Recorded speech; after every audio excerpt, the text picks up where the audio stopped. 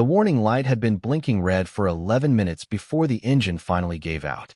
Daniel Reyes slammed his palm against the console, but the ship did not care.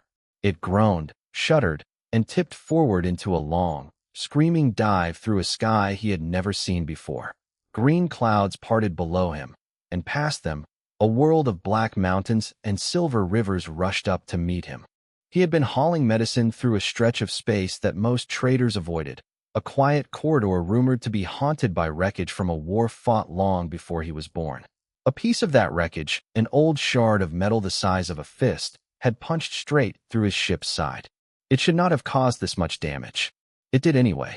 Now his ship was dying, and so, very likely, was he. Daniel gripped the controls and pulled up, fighting the dive with the small amount of power still working. The ship did not level out, but it slowed. That was the difference between a hard landing and a smear across a mountainside. He closed his eyes for the impact.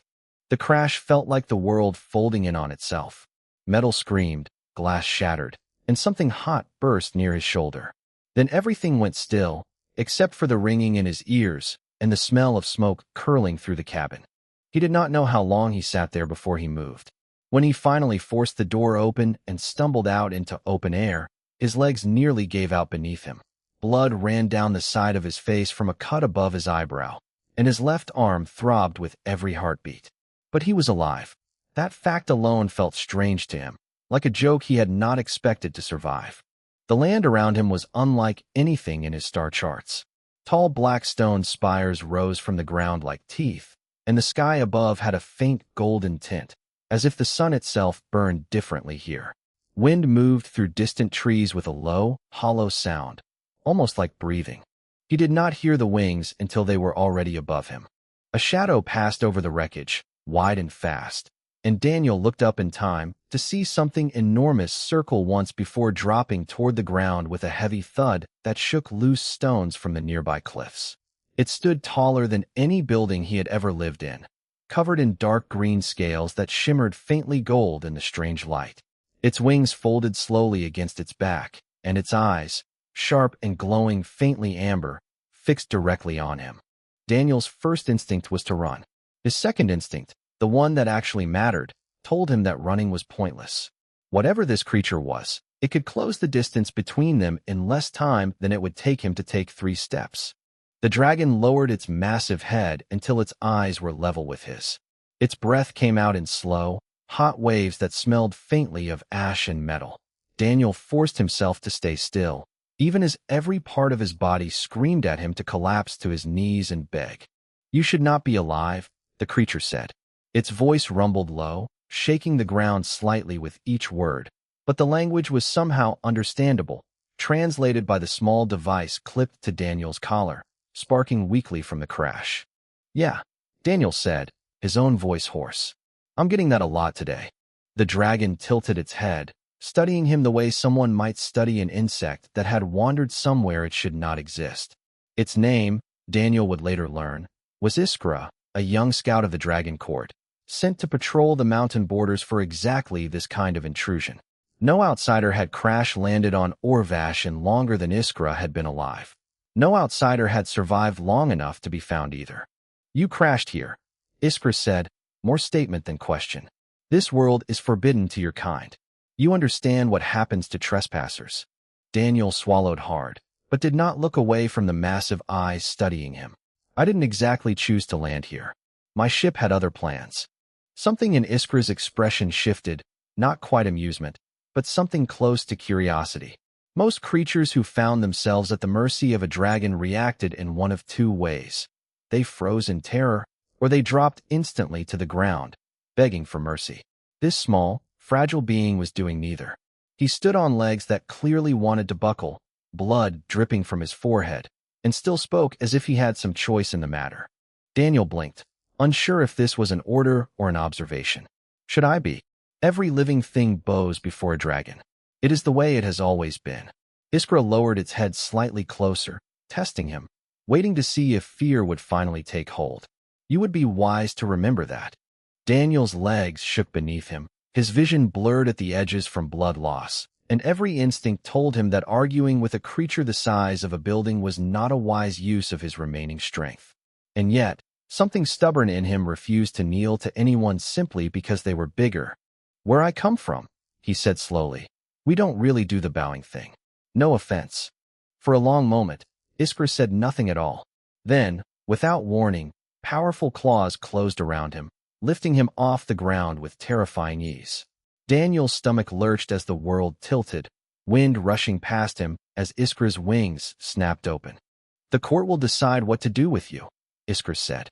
"Pray they find your defiance interesting rather than insulting." Daniel had no time to answer before the ground fell away beneath him, and the black mountains of Orvash rushed past in a blur, carrying him toward a fate no human had ever faced before. The great hall of the Dragon Court had not welcomed an outsider in over 100 years, and every dragon gathered within its stone walls seemed to sense that something unusual was about to happen. Torches burned in high sconces along walls carved from black rock, casting long shadows across a floor wide enough to hold a small town. At the far end sat a throne built not for comfort, but for size, and upon it rested Lord Dravith, eldest of the court, whose scales had turned a deep, ash-gray from centuries of life. Iskra landed in the center of the hall and set Daniel down more carefully than he expected, though his legs still buckled slightly on impact. Hundreds of golden eyes turned toward him at once, and the weight of that attention pressed down harder than gravity ever had. "A trespasser," Iskra announced, bowing low before the throne. "Found near the eastern cliffs. His ship was destroyed in the crash." Dravith's eyes, pale and sharp despite his age, settled on Daniel with an intensity that made the air feel thinner. "A human," he said, the word rolling slowly off his tongue as though tasting something unfamiliar. "It has been many lifetimes since one of your kind dared to enter our territory." "I didn't dare anything," Daniel said, his voice echoing strangely in the massive hall. "My ship fell out of the sky. That wasn't really part of the plan." A ripple of low growls moved through the gathered dragons, some sounding amused, others clearly offended by his tone. Dravith raised a single claw, and the hall fell silent instantly. "You stand before the ruler of the Dragon Court," Dravith said, "and yet you do not kneel."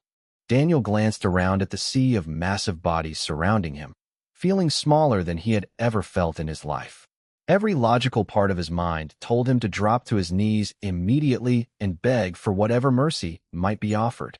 But something deeper, something stubborn and quietly proud, refused to let his legs bend. "Where I'm from, we don't kneel to people just because they're bigger or stronger than us," Daniel said. "It's not about disrespect. It's just not how we show it."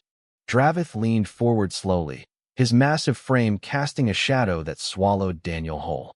"In 1,000 years, no living creature has stood before this throne and refused to bow. Kings have knelt here. Warlords who conquered a dozen worlds have knelt here. And you, a single wingless creature with no claws, no fire, and no strength to speak of, refuse." "I'm not trying to make a point," Daniel said honestly. "I'm just being myself. If that's a problem, I understand there might be consequences." Several dragons hissed at his boldness, but Dravith raised his claw again, silencing them once more.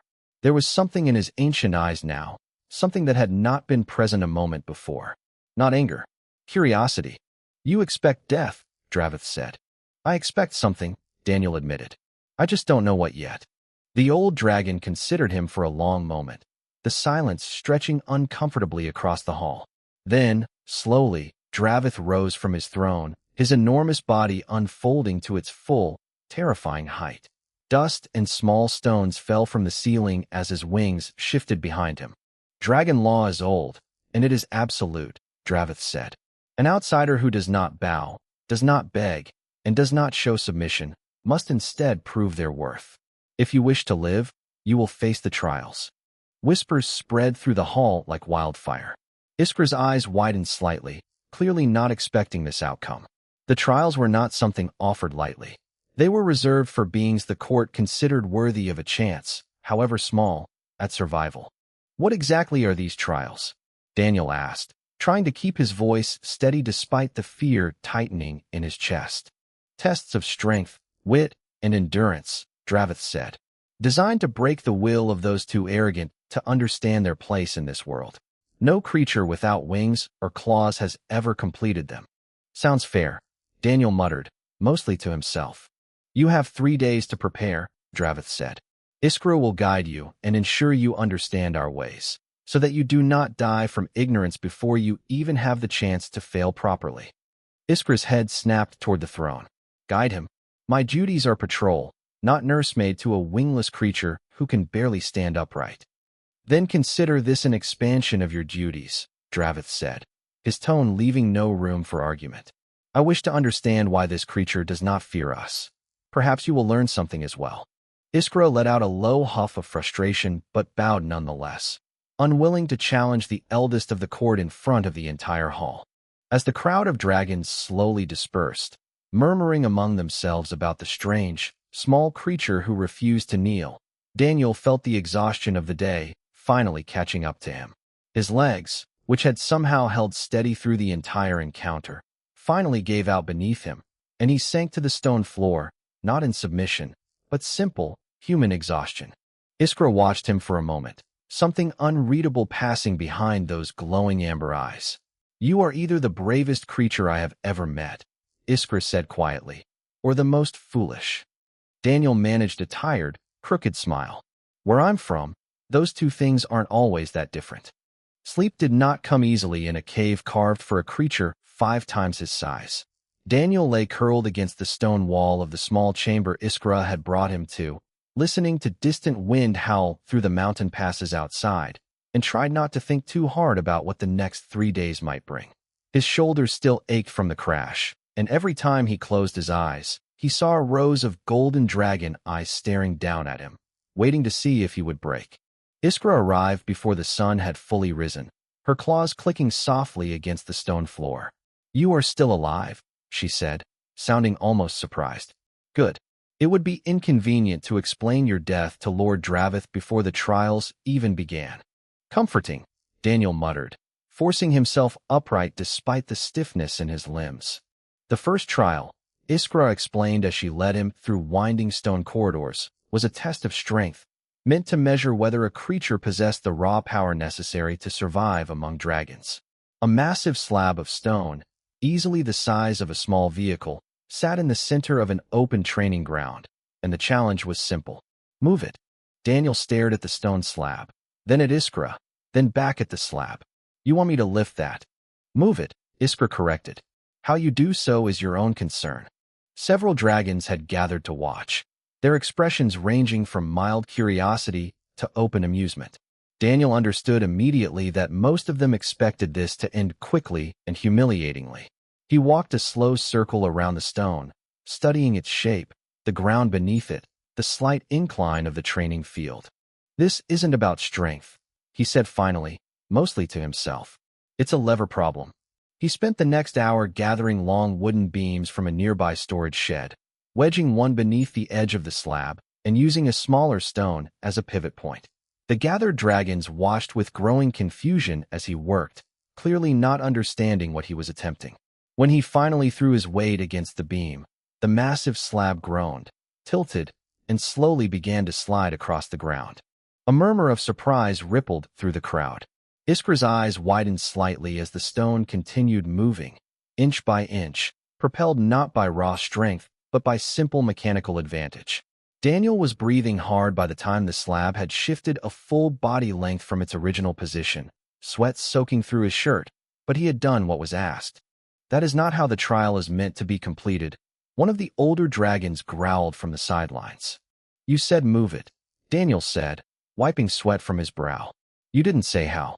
Dravith, who had been watching silently from a raised platform above the training ground, said nothing, but something in his expression shifted slightly. He had expected failure. He had not expected creativity. The second trial came the following day, and it tested endurance rather than strength. Daniel was led to a narrow stone bridge stretched across a deep ravine, its surface constantly buffeted by fierce winds that howled up from below. He was told simply to cross and remain standing on the far side until sunset, no matter what conditions the wind and cold might bring. It was, without question, the hardest thing Daniel had ever done. The wind cut through his clothing, numbing his fingers within the first hour. His legs shook from the effort of staying balanced against the constant gusts, and more than once he nearly lost his footing entirely.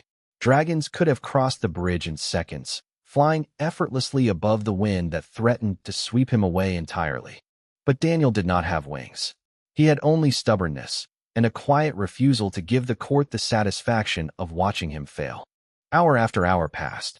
His lips cracked from the cold, his hands went numb, and twice he stumbled so badly that Iskra, watching from a nearby ledge, tensed as though ready to catch him. But each time, he caught himself, gritted his teeth, and kept standing. When the sun finally dipped below the mountains, painting the sky in deep shades of orange and red, Daniel was still standing on that bridge, shivering violently but upright. Iskra flew down to meet him, something unreadable in her expression as she studied the exhausted, freezing human before her. "I almost did," Daniel admitted through chattering teeth. "About 6 times. Iskra tilted her head slightly, studying him with something that had shifted from simple curiosity into genuine interest. "Why did you not give up? There is no shame in a creature like you failing a trial built for dragons." Daniel considered the question for a moment, staring out at the darkening sky. "Where I'm from, we don't always win by being the strongest. Sometimes we just refuse to stop, longer than the problem expects us to." Word of the humans' strange victories spread quickly through the court that night, whispered between dragons who could not quite believe what they had witnessed. A creature without claws had moved solid stone through cleverness.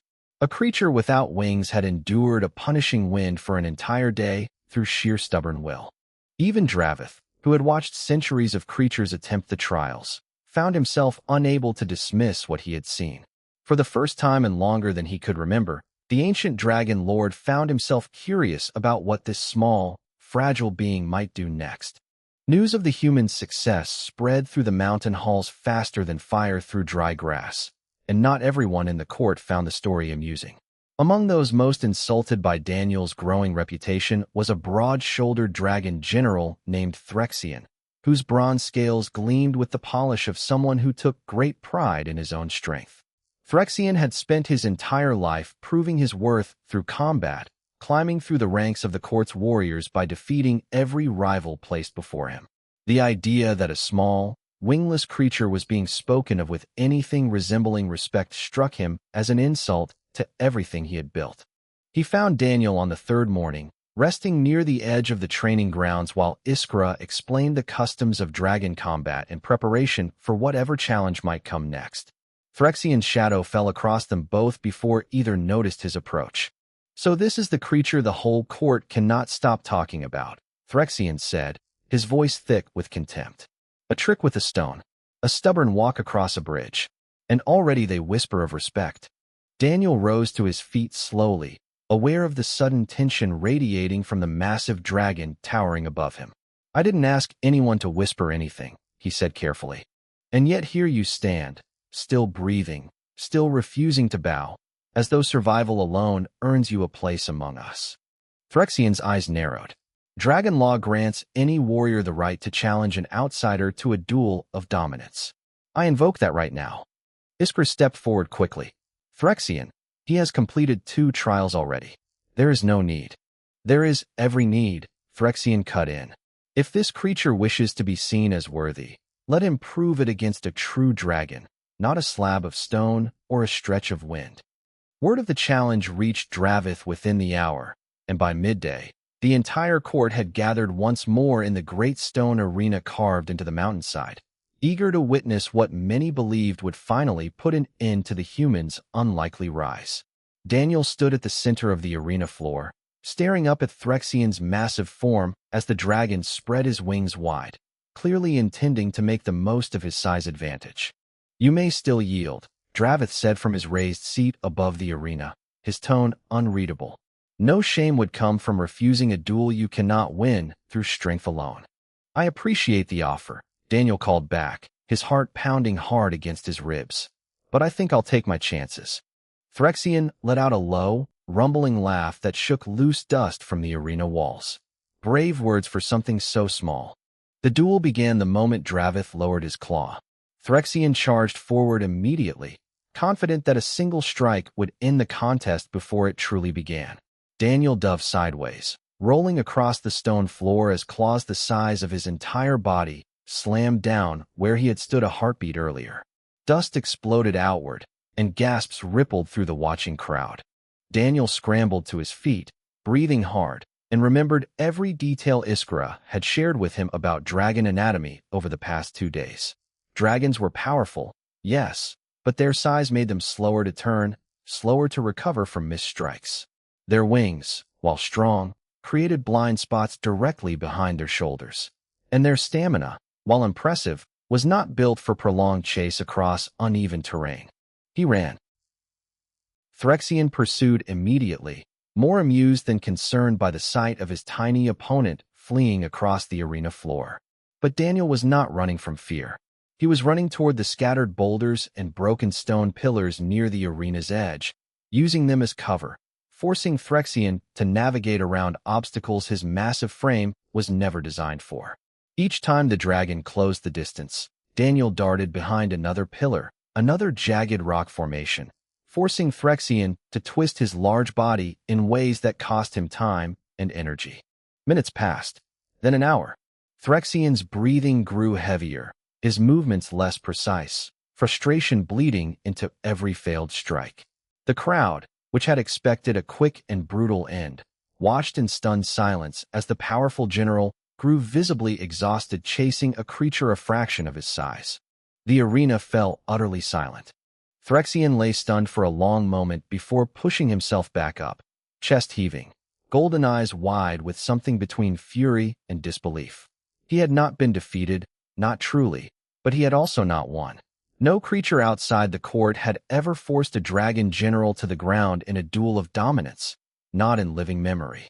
Dravith rose slowly from his seat, silence stretching across the arena as every eye turned toward him.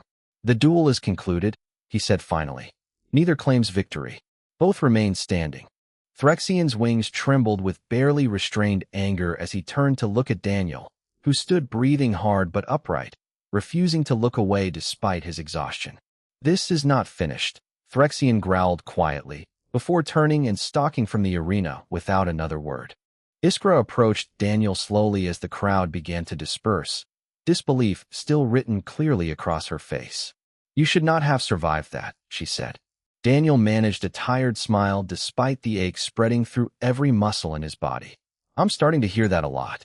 But even as murmurs of grudging respect spread through the watching dragons, a deeper unease settled over the court, one that had nothing to do with the strange human who refused to fall. Far beyond the mountains of Orvash, something far more dangerous than wounded pride was already moving through the stars, drawn by the very same wreckage that had brought Daniel crashing into their world.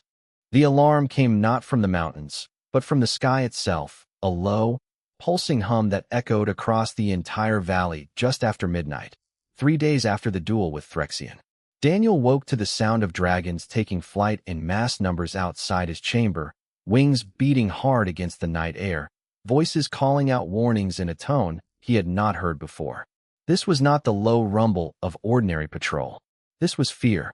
Iskra burst into his chamber moments later, her scales catching the dim moonlight, eyes wide with an urgency that immediately set Daniel's nerves on edge. "Something has entered our system," she said. "A fleet, unlike anything the court has encountered before." Daniel's stomach dropped. "What kind of fleet?" "We do not know yet. Dravith has called for you specifically." The great hall, usually filled with slow, measured discussion, buzzed with barely controlled panic by the time Daniel arrived.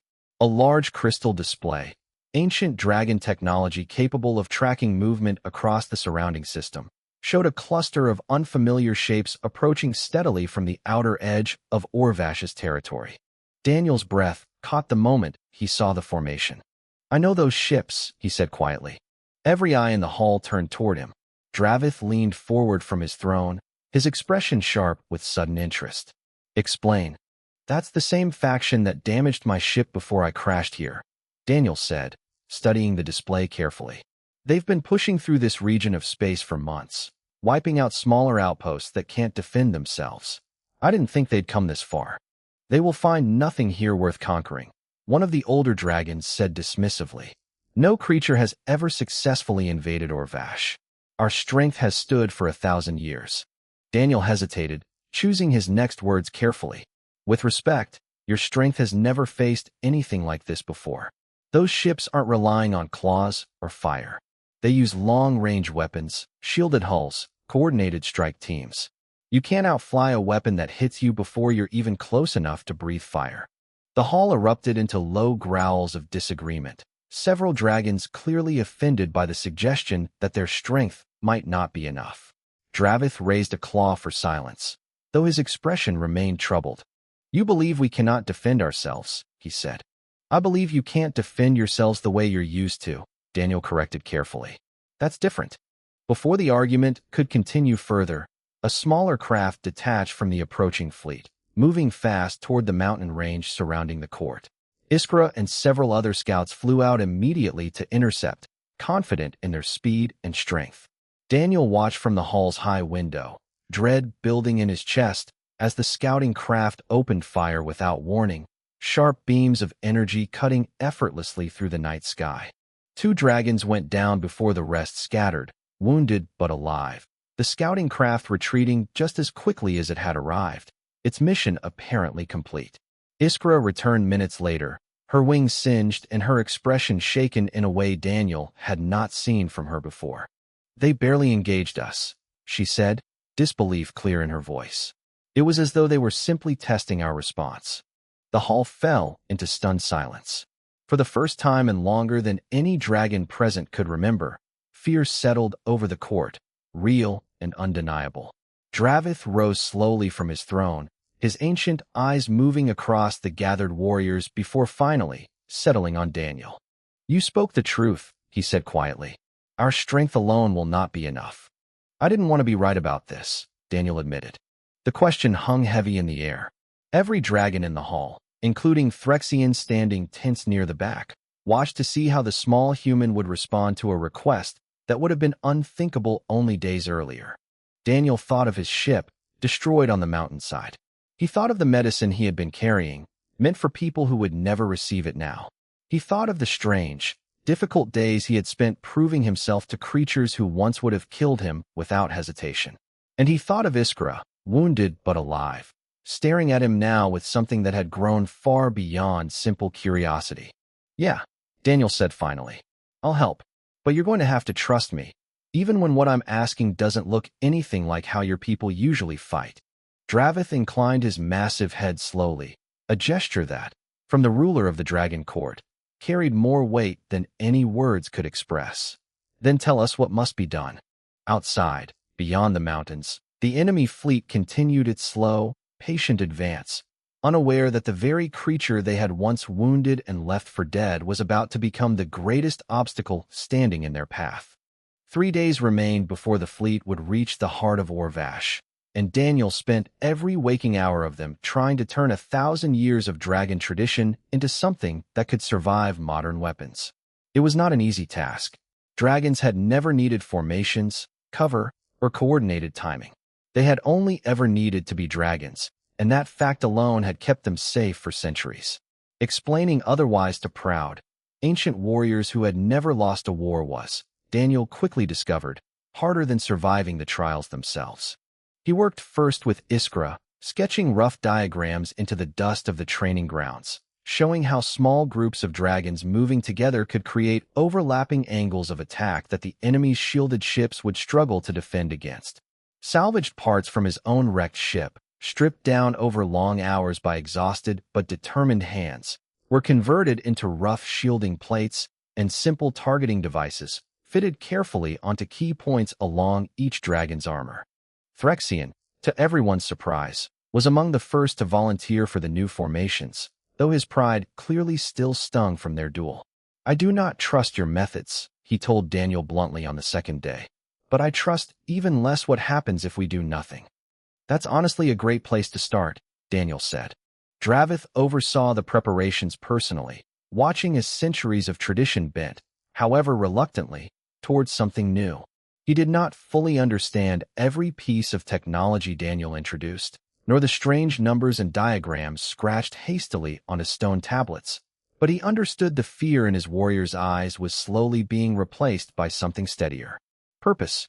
The enemy fleet arrived at dawn on the 3rd day, dozens of sleek, dark ships descending through the golden sky like a slow, deliberate storm.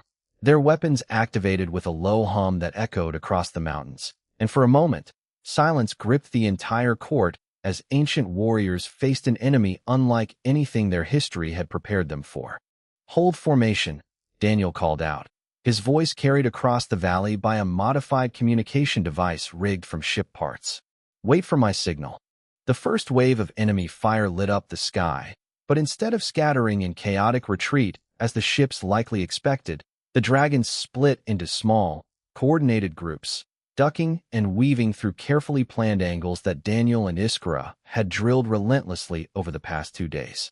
Energy beams that would have struck a single massive target instead found only empty air, as dragons moved with a discipline none of them had ever needed before.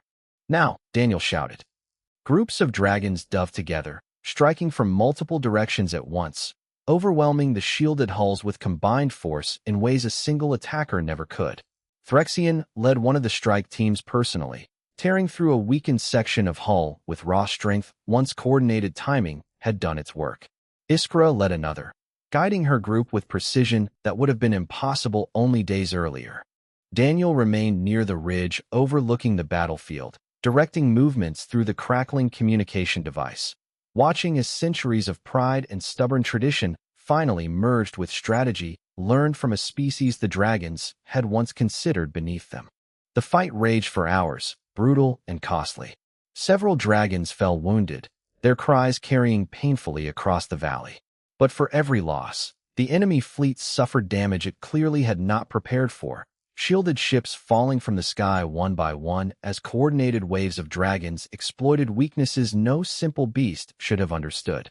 By the time the sun began sinking behind the mountains, the remaining enemy ships broke formation entirely, retreating in scattered disarray back toward open space, unwilling to continue losses against an enemy that had somehow adapted faster than anything their scouts had predicted. Silence fell over the battlefield as the last enemy ship vanished from sight. Exhausted dragons landed heavily across the scorched valley floor, wounded but alive, disbelief and relief mixing openly across expressions unaccustomed to showing either.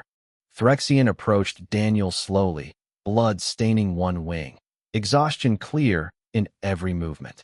"You fought for us," he said quietly. "Not for glory, not to prove yourself. You fought to protect creatures who once wished you dead." "Seemed like the right thing to do," Daniel said simply. Phyrexian lowered his massive head, an unmistakable gesture of respect between warriors. "I misjudged you, human. I will not make that mistake again." Dravith approached last, his ancient eyes carrying a weight Daniel had not seen from him before. The entire court gathered slowly around them, watching in silence as their eldest ruler stood before the small, exhausted human who had changed everything they believed about strength. "In 1,000 years," Dravith said, his voice carrying clearly across the valley, "no living creature has stood before this court and refused to bow.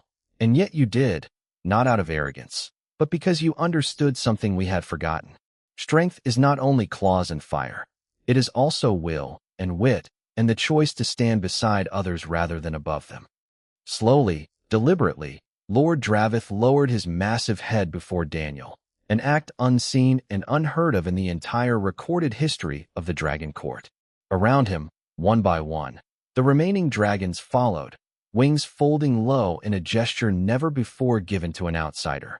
Daniel stood in stunned silence, blood and dust covering his exhausted body, watching as an entire court of ancient, powerful creatures bowed not out of submission, but out of genuine respect. "I'm not sure what to say," he admitted quietly. "Say nothing," Dravith replied, rising slowly. "Simply remain, if you wish it. Orvash owes you a debt it cannot easily repay, and this court would be honored to call you friend." Iskra landed beside him then, her wing brushing lightly against his shoulder, something warm and unmistakable in her golden eyes. "Well," she said softly, "you did say your people show respect differently." Daniel managed a tired, genuine smile as he looked out across the battle-worn valley, surrounded by creatures who, only days ago, would have killed him without a second thought. "Turns out," he said, "so do dragons, once you give them a reason." And so, For the first time in 1,000 years, the dragon court of Orvash bowed, not to strength, not to fear, but to a single human who had simply refused to stop standing.